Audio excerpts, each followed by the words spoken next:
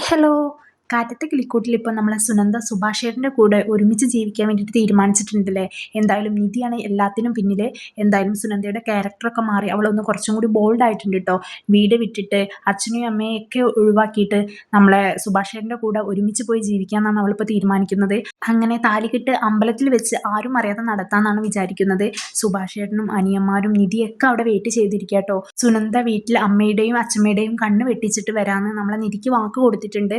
അപ്പോൾ എല്ലാവരും നമ്മളെ സുനന്ദയ്ക്ക് വേണ്ടി അവിടെ കാത്തിരിക്കുകയാണ്. 10 മണിയാകുമ്പോൾ സുനന്ദ അവിടെ എത്തിക്കഴിഞ്ഞാൽ താലികെട്ട് അതേ സമയം തന്നെ നടക്കുമെന്നാണ് അവർ തീരുമാനിച്ചത്. അവൾ കുറച്ച് വൈകിയപ്പോൾ എല്ലാവർക്കും ഒരു ടെൻഷൻ ഉണ്ട് കേട്ടോ. എന്നാലും വീണ്ടും വിളിച്ചപ്പോൾ അവൾ വരും തന്നെയാണ് ഉറപ്പ് കൊടുക്കുന്നത്. അപ്പോൾ എന്തായാലും നമ്മളെ സുഭാഷേട്ടൻ്റെയും സുനന്ദയുടെയും വിവാഹം കഴിഞ്ഞ് അവർ സുഖമായിട്ട് ജീവിക്കട്ടെ അല്ലേ. അതല്ല, എല്ലാ കള്ളത്തരങ്ങളും വീട്ടിലറിഞ്ഞു കഴിഞ്ഞാൽ എന്തായാലും ഇതൊന്നും നടക്കാനും പോകുന്നില്ലല്ലേ. എന്തായാലും നിധിയും സുധീഷും ഹരീഷും നികേഷും ഒക്കെ ഇതിന് വേണ്ടിയിട്ട് ഒരുപാട് കഷ്ടപ്പെടുന്നുണ്ട്.